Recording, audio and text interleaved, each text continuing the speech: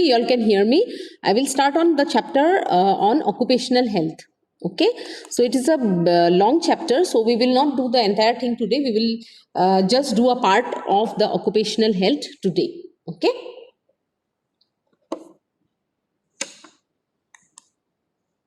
So, what is the aim of occupational health? Occupational health should aim at the promotion and maintenance of the highest degree of physical, mental, and social well-being of the workers in all occupations. So that is what is the aim of occupational health. So to ensure that the workers they have the in workers in all occupations they have the highest degree of physical, mental, and social well-being, and the prevention among workers of departures from health caused by their working conditions, protection of workers in their employment from risk resulting from adverse effects to health, and placing and maintenance of the worker in an occupational environment adapted to his physiological and psychological needs. So there is a term called ergonomics. What is ergonomics? Fitting the job to the worker. So we have to see that the job fits to the worker. That is why one of the main aim why we do the medical examination of the worker prior to any occupation, prior to enrollment in any job, is just to ensure that the worker does not have any medical condition which may make him unfit for that particular job. So, and we have to ensure that the job fits to the worker. This is the term used for that is called ergonomics. So our occupational health, when we say, it is mainly directed not only towards the labor class but also to the all kind of occupations. Okay, to all kind of occupations, the main aim of occupational health is to ensure that any kind of job fits to the worker and they have the highest degree of physical, mental, and social well-being to while working in their job, and they do not suffer from unnecessary risk while they are in the employment. So that is the main aim of the occupational health.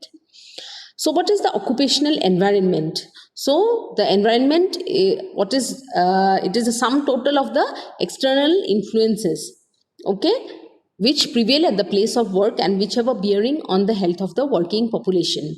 So all the external conditions and influences which prevail at the place of work, okay, and which have a bearing on the health of the working population. So this is the occupational environment. So when we talk about the occupational environment, there are three types of interactions when a person is working in a particular occupation. Okay, so if the person is working in an external environment, so he is more exposed to physical, chemical, and biological agents. Okay, and when suppose a worker in a factory, he is more exposed to his maximum interaction is with the machines. And suppose a worker is working in other kind of occupations, or he is working in an office or in a particular any other job, okay, so or any clerical job, then the maximum amount of interaction is with man to man. Okay, so basically when we talk about these external conditions, these are the conditions which prevail in and around the worker at his place of work, and these have a bearing on the health of the worker. And there are basically three interactions. One is the worker and the physical, chemical, and biological agents, which we will see now.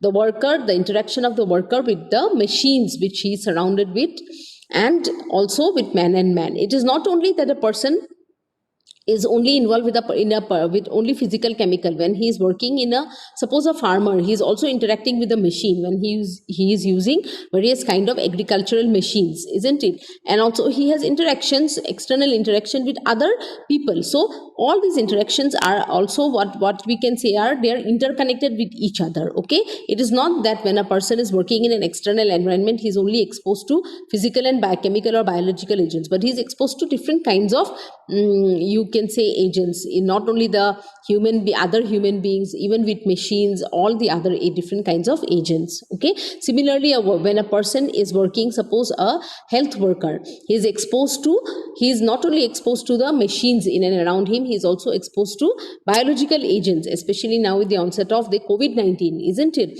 And also he has interactions with other human beings also in the process, which have a bearing on his health. So that is why it is very important that a good occupational environment environment should be ensured for the workers when they are working in any occupation. Okay. So let us see what are the different kinds of interactions that happen. Okay. So one is the interaction of man with physical, chemical, and biological agents. So in physical agents, we will just quickly go through this. We will not discuss. So one is interaction between the physical man and the physical agents. So what kind of physical agents can affect the working conditions? They are extremes of heat when a person is working. Suppose a person is a daily wage laborer. He is working as a he is working in a suppose road building. He is engaged in road building. Then so he is exposed to extremes of heat. In cold climates, may be exposed to cold, humidity, air movement, heat radiations, light, noise, vibration, ionizing radiations. Chemical agents may be in chemicals factories, where the worker may be exposed to chemicals, toxic dust, fumes, and gases. And biological agents, which are exposure through the to different parasitic, bacterial, viral, rickettsial, parasitic agents. Man and machines, and man, these are the psychosocial factors. Now it has been seen that the man and man interaction is the most complex of all, because other kind of interactions you can somehow how or the other manipulate, but this man and man interaction is very difficult, especially now with the rising culture of the this corporate culture, isn't it? The psychosocial factors, they are having a huge impact on the health of the workers, especially like when the too much of stress, too much of pressure being given, okay, and interaction between and too much of competition in this type of environment can lead to various psychosocial diseases. So this man and man interaction is now becoming more and more complicated. So, after this external environment, let us see what are the different occupational hazards in a worker. Quickly, we will go through it. So first, let us see what are the physical hazards. So, in the physical hazards, we will what are the effects of heat exposure.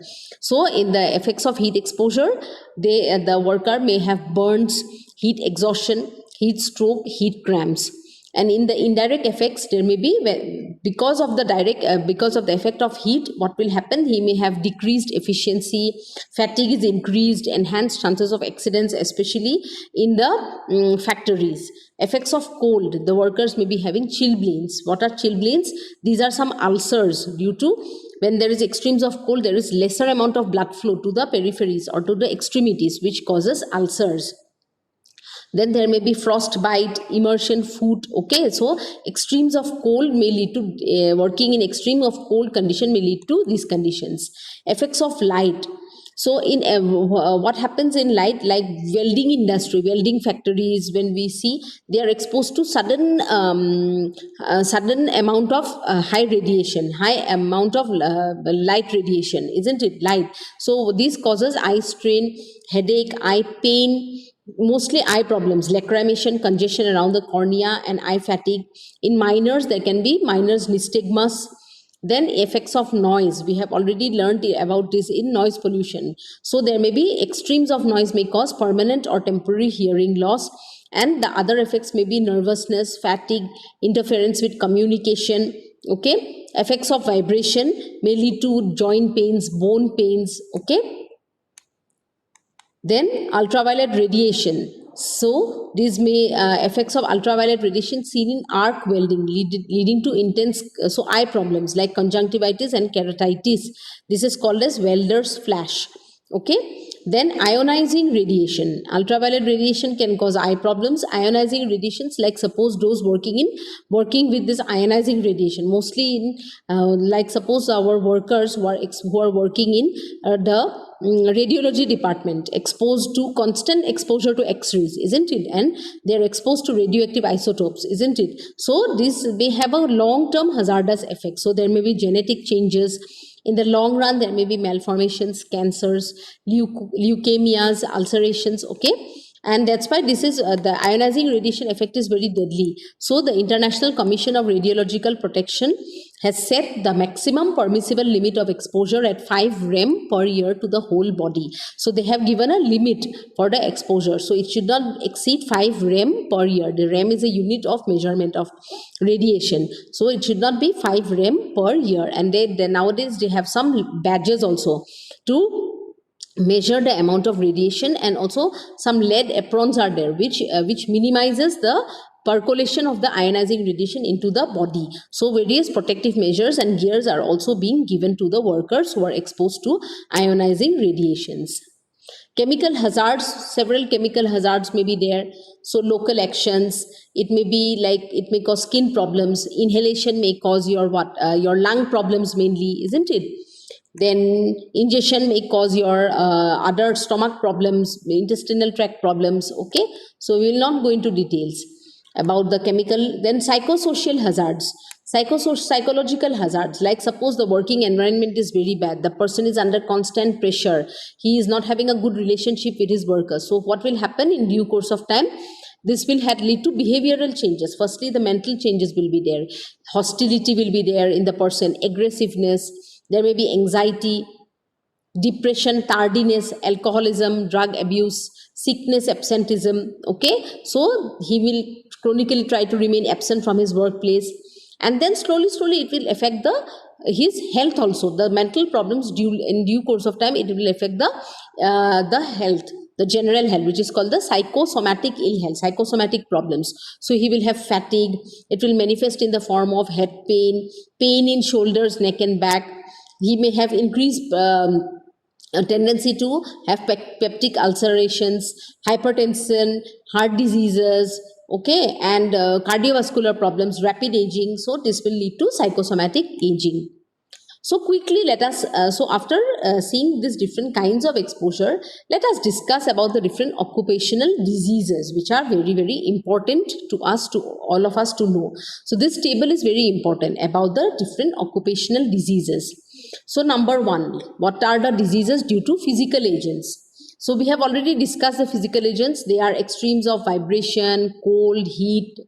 So when there is extremes of exposure to heat, so there may be heat pyrexia, heat exhaustion, heat syncope, heat cramps, burns, and local effects such as prickly heat. Exposure to coal may cause strange foot, frost bite, chilblains. Exposure to light mostly causes your eye problems like occupational cataract, very common, and minors nystagmus. Exposure to pressure like deep sea diving and all, it may lead to Caisson's disease and air embolisms in the people, in the persons who are involved in these high pressure occupations. Then noise may lead to occupational deafness, which may be temporary or permanent. Radiation exposure may lead to cancer, leukemia, also sometimes the hematological changes in the form of aplastic anemia and pancytopenia. Mechanical factors will cause injuries and accidents. Exposure to electricity will cause burns, also death. Then diseases due to chemical agents. So the gases, some gases are very toxic, they may cause gas poisoning. Okay, we have seen in the recent past years there have been deaths from several factories due to release of toxic gases, isn't it? So like cyanide, okay, all these gases are highly toxic. Carbon dioxide, carbon monoxide, hydrogen cyanide, okay, nitrogen, so all these gases, sulfur dioxide. Then dust, so also chemical dust, when the worker is exposed to dust, okay, chemical dust, like for example there are different, so this causes a disease of the lungs which is called pneumoconiosis. So you will get, it's a very important topic, this pneumoconiosis. You may all get short notes to write on pneumoconiosis. Okay, you will all get short notes. So just remember this, what are the different pneumoconiosis? They may be due to inorganic dust, and there may be certain lung diseases due to the organic or vegetable dust, mostly common in farmers. So in the inorganic dust, what are the common diseases? Coal dust causes anthracosis, exposure to coal dust. Silica, that means in silica factories like your bottle making, glass making factories, isn't it? So all these kind of factories will, exposure to the dust will cause silicosis. Asbestos, cement factories and all, usually it leads to asbestosis, and thereby in the long run it may cause lung cancer. Exposure to iron will cause your siderosis, iron dust. Okay, these are the dust particles which get accumulated in the lungs. So anthracosis due to coal dust, silicosis is due to silica, Asbestosis and lung cancer is due to exposure to the asbestos dust, and siderosis is due to the iron dust. Then organic dust. Bagasosis is due to cane fiber, sugar cane fiber. Bicyanosis, very common in cotton factories, cotton dust. Tobaccosis due to tobacco dust, and farmer's lung is due to the hay or grain dust. So remember this occupational pneumoconiosis. Then we will not go in details. Then there are some diseases due to biological agents.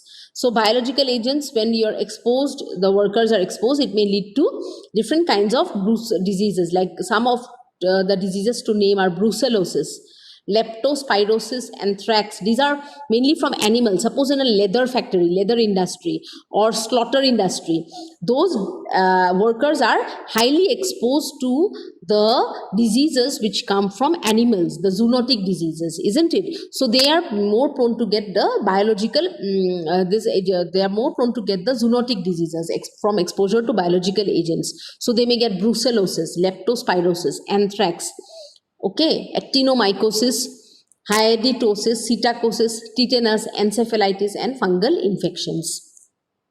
So what did we discuss? We discussed occupational diseases, diseases due to physical agents, okay, diseases due to chemical agents, and the most important is due to the dust, chemical dust.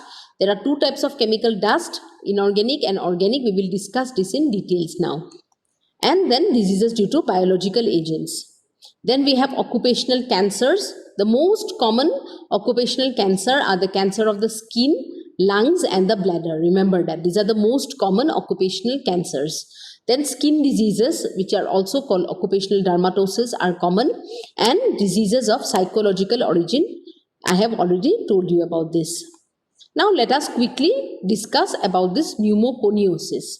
So as I have already told you, pneumoconiosis is due to exposure due to different kinds of organic and inorganic dust. Okay, so it is caused by the dust of size around 0.5 to 3 microns, so very small particles. Some of the, suppose in a factory a worker is exposed to continuous dust, isn't it? So what will happen is that there will be different kind of fibers, small and big fibers generated from this dust. So the bigger fibers, they will not be able to filter, they will get stuck in the nose only, isn't it? They will not get filtered through the nose, but very small dust particles of 0.5 to 3 microns, they get filtered through the nose and they get deposited in the lung tissue. So slowly, this will not happen in one day or 1 month.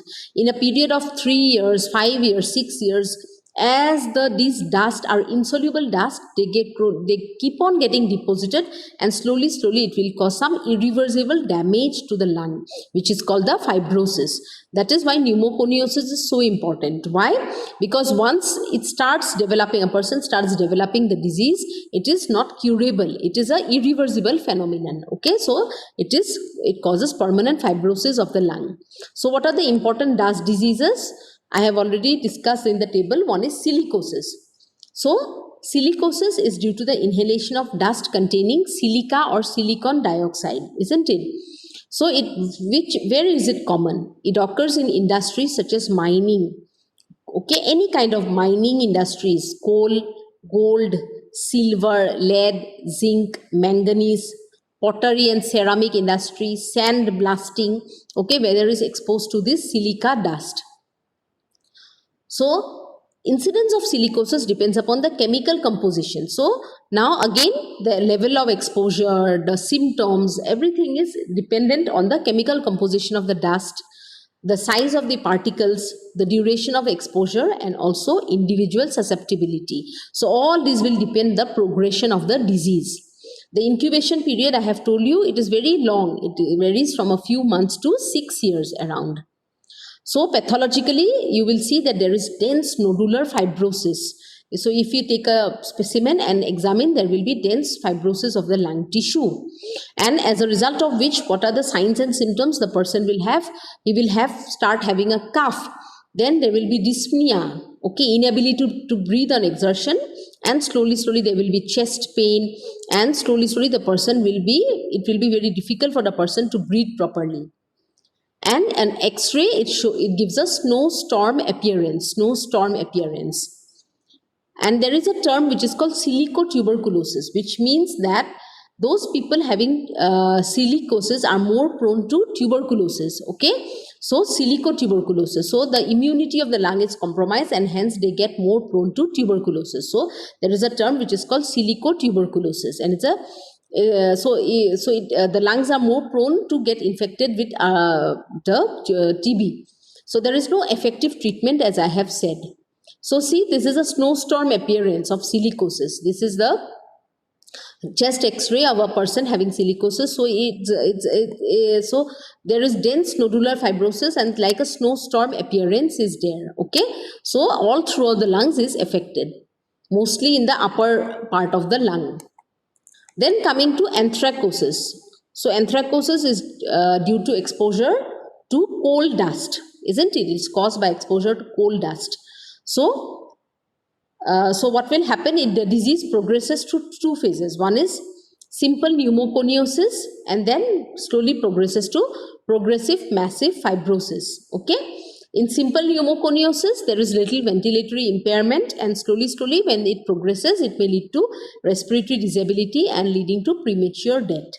So it is seen in coal miners. So that is why it is so in the Mines Act, it has been made a notifiable disease. Otherwise, what used to happen? Many people used to die in this coal mining factories. The cause of death was unknown, neither it was notified. Okay, and it led to many premature deaths. So in 1952, this was made a notifiable disease under the Indian Mines Act. So then bicyanosis is due to the inhalation of cotton fiber dust. Okay, again the symptoms are chronic cough, dyspnea, and then the person will have chronic bronchitis and emphysema in the long run. All of these will lead to premature death. So this bicyanosis is due to organic dust. This is due to the cotton fiber dust. Then bagasosis. Bagasosis is also due to exposure to organic dust. So it is caused by the inhalation of bagasse or sugarcane dust. Sugarcane dust, remember that.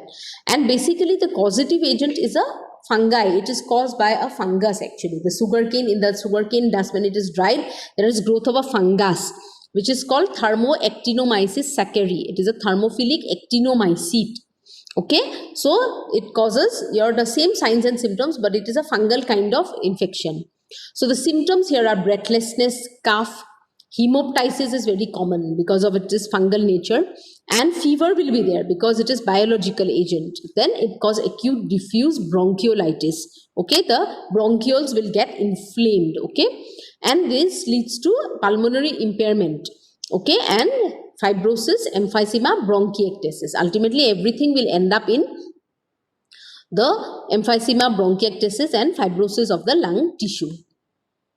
Okay, then asbestosis, another important disease which is caused by asbestos dust. Okay, it's an inorganic dust, isn't it? So asbestos are fibrous materials. They are silicates of varying composition. Okay, asbestos is of two types, serpentine type and the amphibole type. Okay, and out of these the serpentine type is the most common. Serpentine type is the commonest one, which is called which is also known as hydrated magnesium silicate. Hydrated magnesium silicate. So what happens here? What is the pathophysiology? The asbestos fibers are you need not remember the exact length and diameter. So what happens is that these fibers, they enter the body by inhalation. Okay, by chronic exposure, when the person doesn't wear any mask or any protective gears, what will happen? He will keep on inhaling the dust day to day, every day. And these dust, they are insoluble, isn't it? So they get deposited in the lungs, causing pulmonary fibrosis and leading to respiratory insufficiency. Sometimes this asbestosis may also lead to cancer of the lungs. Okay, it's one of the causes, okay, of the carcinoma of the bronchus and the cancer of the pleura and peritoneum, which is also called mesothelioma. Mesothelioma. It is basically cancer of the pleura, the covering of the lung and the peritoneum, and it all may also spread and cause cancer of the gastrointestinal tract. Okay, so here the fibrosis is peribronchial around the bronchi. It is in the diffuse and towards the lower part, basal in location. Whereas how will you differentiate between the fibrosis of silicosis? In silicosis, the fibrosis is more dense and nodular and present in the upper part of the lung, whereas in asbestosis, it is present in the basal parts of the lung. So clinical features, you will see dyspnea will be there, clubbing of fingers will be there, a very typical feature here, cardiac distress and cyanosis will be there. And when the sputum is examined, it shows asbestos bodies, asbestos fibers coated with fibrin. Okay, I will show you the picture. And the chest X-ray shows a ground glass appearance in the lower 2/3 of the lungs. So in the silicosis, it was dense nodular fibrosis like snowstorm appearance. And here in asbestosis, it is ground glass appearance in the lower 2/3 of the lung. Once established, the disease is progressive. So what are the preventive measures? So the preventive measures are use of safer types of asbestos. So I have told you the serpentine type is, so we can use the safer types of asbestos. Nowadays, it has been seen the asbestos sheets has been replaced and now we are using other insulants. We can substitute these dangerous materials with other safer substitutes. Rigorous dust control measures, periodic examination of the workers if they are employed in factories by doing clinical examination, X-ray and lung function test is very important. Okay. So this is the appearance in asbestosis. If you examine the sputum or the lung tissue, this is actually a pathological specimen of the lung tissue where they have examined and they have seen that it is highlighted in the red. So it shows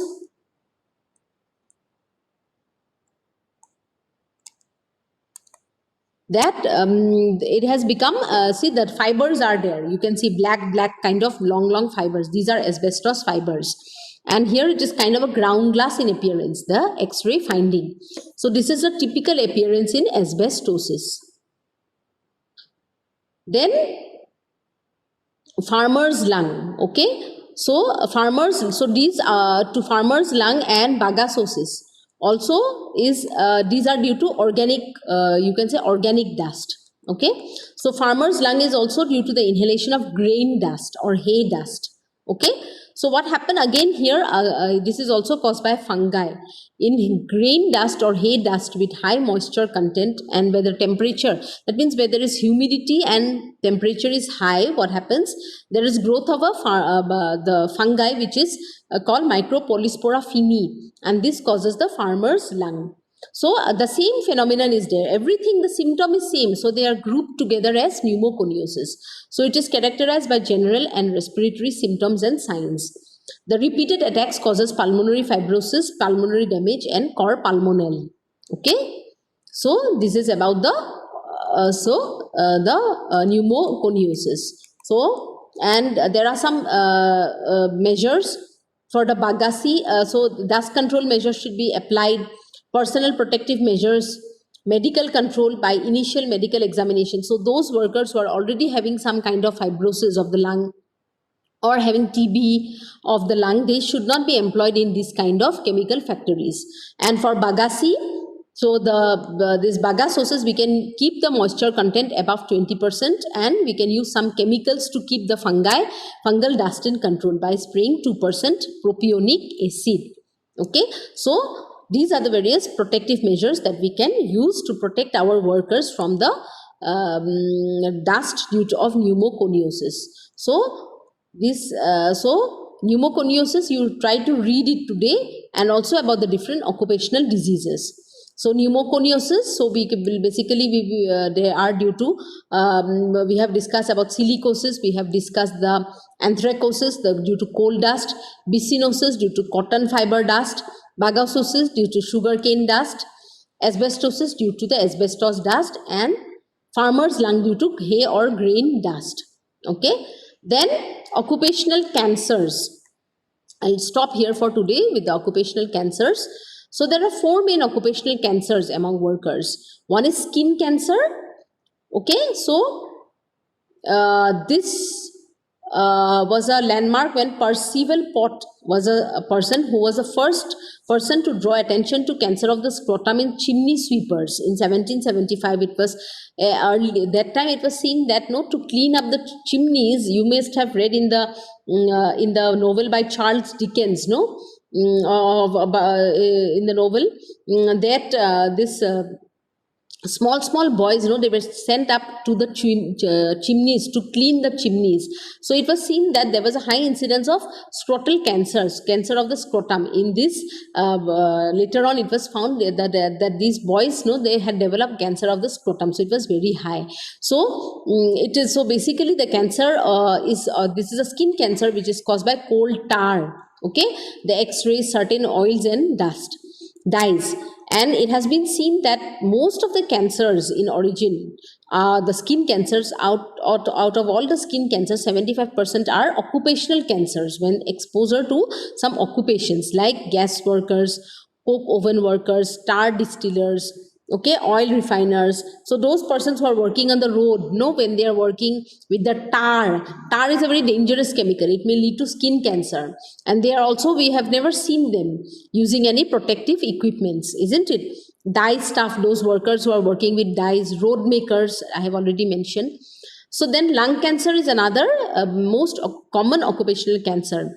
I've already told you those working in asbestos, isn't it? Nickel industry, hard heavy metal industries, nickel and chromium, arsenic roasting, radioactive substances, all these may lead to occupational hazards, may lead to lung cancer. Bladder cancer is also common. It is in the dye industry. It is caused by dyes, okay? So it was first noted in aniline industry in 1895. It is caused by aromatic amines. Beta-naphthylamine is a very dangerous chemical. Benzidine was a chemical that we must have also used for dyeing. No, in our laboratory also it is used. Benzidine. It's a very toxic chemical. Para-amino, diphenyl, auramine, magenta. These all causes cancer of the bladder. Then leukemia. Leukemias are exposure to leukemias. I have told you, those who are working in radiological, like radioactive substances, exposure to radioactive substances, X-rays, benzol, etc. So what are the characters? So these are the four main occupational cancers. Skin cancer, maximum, it is very high from occupational exposure. Lung cancer, cancer bladder, and leukemias. What are the characteristics of occupational cancers? They appear after prolonged exposure. Sometimes even after the person retires, he may have an cancer, and we may but the exposure may be long time back. It was during his working period only. So period of exposure to the development of disease may be 10 to 25 years. Disease may develop even after cessation of exposure. Average age of incidence is earlier than for cancers in general. So there is early and premature death, that's why. And localization of tumors is constant in any one occupation. So in dye industry, they will the cancer of the bladder is most common. Okay, so like that, it is localized to anyone, a constant in any one occupation. So these are the typical characteristics. If you take this history, you will find out the occupational history. If you find out where they have been employed, which occupation, then you will see that there is a close correlation between the site of the development of cancer and the type of occupation the person was employed, his age, everything will be correlated. So you can find out that it is directly linked to the occupational exposure. So this is about the occupational cancers.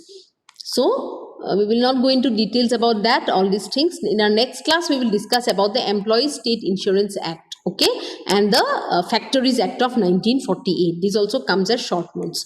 So today when you go back, you just go through the chapter. It's a very dry chapter, very boring, but you try to find out the list out the different occupational diseases. Okay, you can try to make a short note and make a short note on pneumoconiosis, okay, and you submit it in the Google Classroom. Submit it in the Google Classroom. Okay, please do submit it, everyone. A short note on pneumoconiosis, okay, and a list of the different occupational diseases. Don't copy from the book. Just try to remember, read from the book, and without looking, you can just try to recapitulate and write it. Okay. So I think I will not go beyond this for today. I will stop here for today. You just go back and read it. Okay. Thank you.